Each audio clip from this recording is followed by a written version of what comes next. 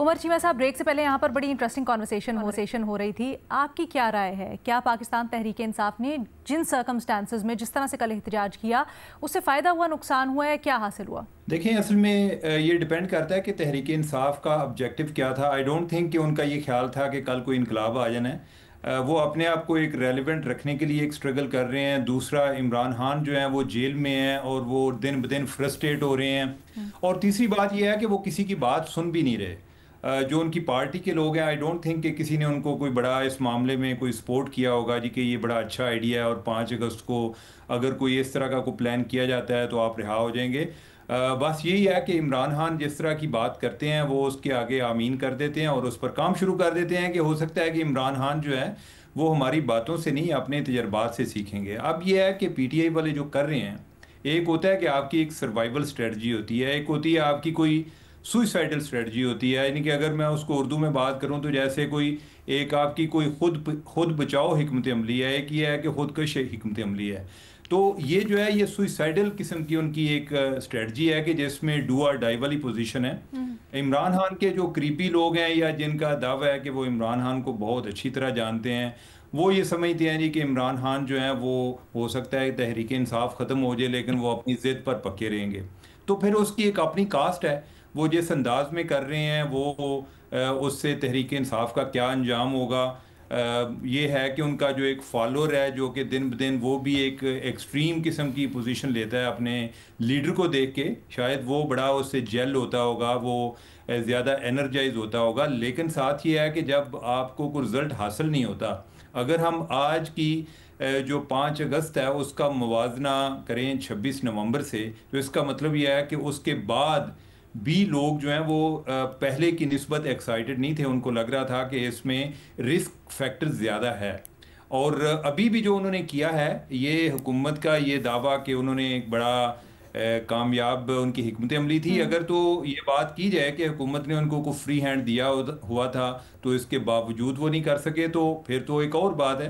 हुकूमत ने भी पुलिस को पूरी तरह अलर्ट किया हुआ था उनके लिए, जो एक रुकावटें खड़ी कर सकते थे पंजाब की हद तक वो उन्होंने की। जो दूसरा फैक्टर जो है केपी में मेरे ख्याल वो शायद ज़्यादा डोमिनेट कर रहा था कि जो 26 नवंबर को हुआ, तो एक फियर भी था और लोग जो हैं यानी कि एक इसमें फटीक फैक्टर भी है। ओवरऑल इससे जो पीटीआई को फ़ायदे से ज़्यादा मुझे लगता है कि उनकी नज़र में हम या आप लोग नहीं हैं जब उन्होंने कोई इस तरह की स्ट्रेटजी प्लान करते हैं, उनकी नज़र में उनके फॉलोअर्स हैं। लेकिन मैं ये समझता हूँ कि उनका फॉलोअर जो है वो भी इस तरह का जो एक एहतजाज है कि जो मुमकिन ना हो, वो उससे आप जितनी ज़्यादा एक मोटिवेशनल स्पीचेस या ट्वीट कर लेते हैं तो जो उसका एक रियलिटी का इम्पैक्ट होता है जी कि ये चीज़ें होने वाली नहीं हैं, ये तासुर जो है वो पार्टी के अंदर उनके फॉलोअर के अंदर जो है वो स्ट्रांग होगा। और इससे पीटीआई को कोई ऐसा फ़ायदा नज़र नहीं आ रहा। यानी कि उसमें एक तो दरमियान में जो एक मई 9 की जो सज़ाएं हुई, बहुत सारे लोग जो हैं उस वजह से नहीं आ सके, उनका फॉलोअर जो है उनको भी किसी ने एक यानी मोटिवेट मुख्तसरन करना। आप ये कहने की कोशिश करें कि मायूसी हुई फॉलोअर को क़यादत से या फिर जो इवन कारकुनान हैं उनको भी? हाँ, ऐसे ही है। यानी कि उसमें अच्छा। ये आप समझें जो मैं बात 26 नवंबर की है ना, हम्म। उससे ऑनवर्ड और ये उसके बाद ये दूसरा उनका एक शो की एक एफर्ट थी, तो इससे पीटीआई का एक डिक्लाइन का शिकार है। इससे कोई उनका फॉलोअर अच्छा जो है चीमा साहब, उसको अभी कोई यहाँ पे बात हो एतमाद रही नहीं थी ना, होता। अभी जब हमने यही सवाल पूछा ब्रेक से पहले, तो यहाँ पर ये बात हो रही थी ना कि अंडर द सर्कमस्टांसेस जहाँ बिल्कुल ही आपकी मीडिया पर जिक्र भी हट गया था पीटीआई का, पीटीआई के लिए उस तरह भी कोई सोशल मीडिया के अंदर कोई बातचीत नहीं हो रही थी, उसके अंदर एकदम से आके अब पूरा का पूरा सिनेरियो बदल गया है, तो ये कहीं ना कहीं फ़ायदा हुआ पीटीआई का? देखिए, मेरे ख्याल ये तो मीडिया को फायदा हुआ कि मीडिया को एक अच्छा कंटेंट मिल गया। बाकी पीटीआई सर, वाले जो कंटेंट तो पीटीआई पहले वाले भी था ना बेचारे हमारे अपने पास, हम डिस्कस कर रहे थे, सोशल इश्यूज डिस्कस कर रहे थे, हम फॉरेन इश्यूज डिस्कस कर रहे थे। हमारा क्या है, हमने तो कर ही लेनी है डिस्कशन। शहजाद साहब, लेकिन ये जरा ज्यादा है कि एक्साइटिंग है ये कि जो ज्यादा लोग अच्छा बाहर के मामलात हैं उनकी निस्बत अगर कोई दाखिली सूरत हाल हो तो उस पर ज्यादा हाँ, दिलचस्पी होती लेकिन ये है कि fourth pillar of the state होने के नाते मीडिया ये ज़रूर चाहता है कि मुल्क में स्ट्रॉन्ग ऑपोजिशन हो ताकि कुछ मामलात आगे चल सके, हुकूमत को भी चेक एंड बैलेंस मिलेगा। शहजाद साहब, ब्रेक से पहले आप कुछ कहना भी चाह रहे थे और उमर चीमा साहब एक मुख्तलिफ जाविया लेके आए, इसका भी अगर आप जवाब देना चाहें। ब्रेक से पहले मैं जो बात की थी सुहेल साहब ने, मैं उसके बताना चाहता था कि जो ऑर्गेनाइजेशन वीक है तहरीक इंसाफ की, उसका अंदाजा इस बात से लगाया जा सकता है कि इस रिसेंट तारीख में पिछले 15 सालों में जितने भी लोकल बॉडी इलेक्शंस हुए हैं, आप उसमें देखें पाकिस्तान तहरीक इंसाफ की परफॉर्मेंस जो है ना, वो बहुत ज्यादा मायूस कुन रही है। मतलब बड़े बड़े उनके जो MNAs इलेक्ट हुए थे वो भी अपनी यूसी में नहीं जीत पाए। मुझे याद है कराची में जब वो 2015-16 में अली जैदी टाइप लोग जो कि बाद में MNA बने, वो अपनी यूसी हार गए थे। इसी तरह 2016 में या 2015 के एंड में पंजाब में इलेक्शंस हुए थे, लोकल बॉडी बुरी तरह वहाँ PTI हारी थी। 2021 में पेशावर से भी वो सीटें हार गई थी, क्योंकि जब लोकल बॉडी इलेक्शंस होते हैं तो वहाँ पे आपकी जो तंजीमी ढांचा कितना मजबूत है उस पर बहुत ज्यादा डिपेंड करता है, क्योंकि जितना बड़ा इलेक्शन होगा तो लोग जो है वो देखेंगे अपने लीडर की तरफ। यानी कि कौमी असेंबली के लिए इमरान खान के नाम पे वोट पड़ जाता है, लेकिन अगर लोकल बॉडी इलेक्शन होगा तो वहां पे इमरान खान के नाम पे सिर्फ वोट नहीं पड़ेगा, गली मोहल्लों के इलेक्शन होते हैं तो वहां की ऑर्गेनाइजेशन कितनी मजबूत होती है वो मैटर करती है। मैं बस सिर्फ ये ऐड करना चाह रहा था इसमें। अच्छा, मैं एक चीज़ इसके ऊपर, एक और सवाल है। हमने अभी बात की कि PTI में शख्सियत परस्ती या शख्सियत पसंदी के अलावा ऑर्गेनाइजेशन पर तवज्जो नहीं दी, इसलिए आज ऐसा हुआ। बट क्या ये मवाजना नून लीग से नहीं किया जा सकता? क्योंकि जब नून लीग में नवाज शरीफ साहब गए तब हमने देखा ऑर्गेनाइजेशनल स्ट्रक्चर होने के बावजूद नून लीग को बड़ी गस पहुंची, और सोहेल साहब इसके गवाह हैं। जब मियाँ साहब बाहर आए या अंदर थे, इवन बाहर चले गए, तो कितना नुकसान हुआ पंजाब के अंदर नून लीग को। तो क्या पाकिस्तान की हकीकत या सियासी हकीकत नहीं है शख्सियत परस्ती या शख्सियत के नाम पर वोट पड़ना? तो फिर क्या PTI के लिए सिर्फ इसको कहना जायज होगा? सर देखिए, जो PMLN है ये आप देखते ना कि बनी कैसे। It came into force as a anti-PPP force supported by General Ziaul Haq। पहले ये ऑफिशियल मुस्लिम लीग बनी, ठीक है। फिर उसके बाद आहिस्ता आहिस्ता जब जनरल जिया की डेथ हुई तो नवाज शरीफ साहब उसी पार्टी के हेड बन गए, और उनकी सारी तंजीम जो है वो लोकल गवर्नमेंट और नॉन पार्टी इलेक्शन 1985 इसी पे उस्तवार रही, और आज तक उसकी ट्रेसेस जो हैं वो है। इसी तरह सिंध के अंदर जो पीपल्स पार्टी की ऑर्गेनाइजेशन है वो टोटली लोकल गवर्नमेंट के ऊपर बेस्ड है। जहां पे लोकल गवर्नमेंट हो जाते हैं उस पार्टी की एक पूरी बुनियाद ग्रास रूट तक बन जाती है, क्योंकि वो गली मोहल्ले के लोग होते हैं, वो हर एक को जानते होते हैं। सूबाई असेंबली या कौमी असेंबली का बंदा इस हद तक नीचे नहीं जा सकता, ना उसका कांटेक्ट होता है।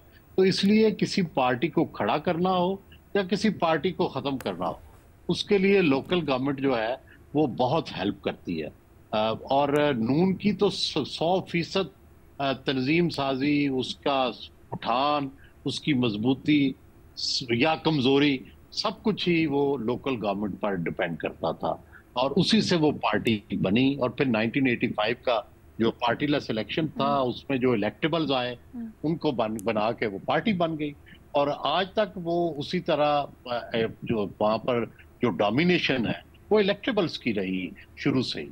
हाँ, बाद में उनके अंदर जो अर्बन सेंटर्स थे उसमें नून का कुछ वोट पैदा हो गया जो कि डायरेक्टली नवाज शरीफ के साथ रिलेटेड। वहां पे कुछ तब्दीलियां हमें नजर आई, लेकिन इलेक्टेबल्स उसी तरह रहे पार्टी के अंदर। जो 1985 से जो प्रोसेस शुरू हुआ था वो अभी तक मौजूद है नून के अंदर। हाँ, जो अर्बन सेंटर से उसके अंदर तब्दीली आई, जबकि PTI बिल्कुल इस प्रोसेस से नहीं गुजरी। वो डायरेक्टली जो है अर्बन मिडिल क्लास की पॉपुलैरिटी, एस्टेब्लिशमेंट की सपोर्ट, और फिर डायरेक्टली वो 2018 का इलेक्शन जीती है। इसलिए उनको वो ऑर्गेनाइजेशन स्ट्रक्चर जो था जो बनना चाहिए था उसका वो बन भी नहीं सकता, वो बन ही नहीं सकता। अच्छा, उमर चीमा साहब ने जो जाविया उठाया इसका कोई रिस्पांस देना चाहेगा? कि वो कह रहे हैं कि जी ठीक है, आप लोग बेशक ये कह रहे हैं कि मीडिया में वापस आ गई है पाकिस्तान तहरीक इंसाफ, बेशक बदनाम होंगे तो क्या नाम ना होगा, लेकिन इस तरह के नाम से पार्टी के कारकुन को, नीचे वर्कर को बड़ी मायूसी भी हो रही है। नहीं ना, पार्टी के वर्कर्स का तो मैं नहीं कह सकती, किसी से बात नहीं हुई, लेकिन मेरा ख्याल है ओवरऑल एक रेलेवेंस दिखाना कि आप मुल्क के लिए भी अभी भी एक रेलेवेंट फोर्स हैं, ये एक छोटी लेकिन एक कामयाबी तो इसे आप नहीं कहेंगे, बट ये एक कॉन्सिक्वेंस है इस एहतजाज का। अब इससे मेरा तो ख्याल है वापस डोमेस्टिक पॉलिटिक्स पे फोकस आया है, और उसके बाद साथ एक चेन ऑफ इवेंट्स होते हैं ना, जिस पे आप ज़्यादा बात करते हैं। फॉर एग्जांपल मैंने फॉलो करना छोड़ दिया था, मैं लीव पे थी लेकिन मैंने फॉलो करना छोड़ दिया था कि क्या हो रहा है डे टू डे, लेकिन फिर मैंने देखा, सारी जजमेंट्स पढ़ी, तो एक तरह से इंटरेस्ट आपका रिवाइव होता है। अब वो कब तक रहता है वी डोंट नो, उसके क्या कोई पीटीआई को डायरेक्ट फ़ायदा होता है, वी कांट टेल। कारकुनान के जो पैशन है वो कितना इग्नाइट होता है क्या पता, लेकिन ओवरऑल एक एम्फेसिस, एक फोकस वापस डोमेस्टिक पॉलिटिक्स पे, और पीटीआई ही है हमारी ऑपोजिशन की एक फोर्स, उस पे आता है। मेरा ख्याल है ये एक इम्प्लीकेशन कह सकते हैं, सक्सेस या नहीं वो मतलब एक वर्ड्स की बात है कि आप इसको सक्सेस कहें या नहीं। ठीक है। अच्छा, to add to this Reena, एक जो बात उमर ने की ना जो वर्कर्स के हवाले से, वो इस लिहाज से रेलेवेंट है कि जब भी एहतजाज की कॉल होती है और लीडरशिप गायब हो जाती है तो वर्कर्स और लीडरशिप में एक गैप जरूर हमें नजर आता है। कल भी पेशावर में किला बलासार पे काफी लोग मौजूद थे और चाह रहे थे कि अली मीन गंडापुर आए, कोई तकरीर करें, कोई अगले लाएमल बताएं। वो वहां पे आए और 2 मिनट में चले गए, और आपने देखा उसके बाद जो वहां पे लोगों ने बातें की उनके खिलाफ या पार्टी लीडरशिप के खिलाफ, उससे नजर आता है कि वर्कर्स जो है, जो मौजूदा लीडरशिप इस वक्त बाहर है, उससे बड़ी मायूस हो रही है। तो हाँ, ये गैप तो जो है वो मजीद विजिबल होता है जब इस तरह का एक एहतजाज कॉल किया जाता है और वो नाकाम हो जाते हैं। यानी कि सेक्रेटरी जनरल सलमान अकरम राजा जो कि कह रहे हैं कि यार हम तो महमूद खान अचकज़ई की तरफ देख रहे हैं, वो लीड करेंगे, और आके उनकी तंजीम या तहफ़्फ़ुज़ तहरीक पाकिस्तान वाले इनकार कर देते कि नहीं, हमने तो कोई ऐसी बातचीत नहीं की है कि हम लीड करेंगे। तो मेरे ख्याल से वो वर्कर्स के सामने जो लीडरशिप है वो एक्सपोज होती है जब भी इस तरह का कोई नाकाम एहतजाज होता है। But as I said before कि हाँ, एक पार्टी जो कि रेलेवेंट ही नहीं थी, अब कम से कम हुकूमत उनको रेलेवेंट बना रही है सब कुछ करके। जैसे मैंने कहा, अब जब बाई इलेक्शन आएंगे और पीटीआई के उसमें हिस्सा लेती है, बेशक हार जाएंगे लेकिन उनको सियासत करने की अपॉर्चुनिटी मिलेगी, थोड़ी बहुत ही सही लेकिन मिलेगी।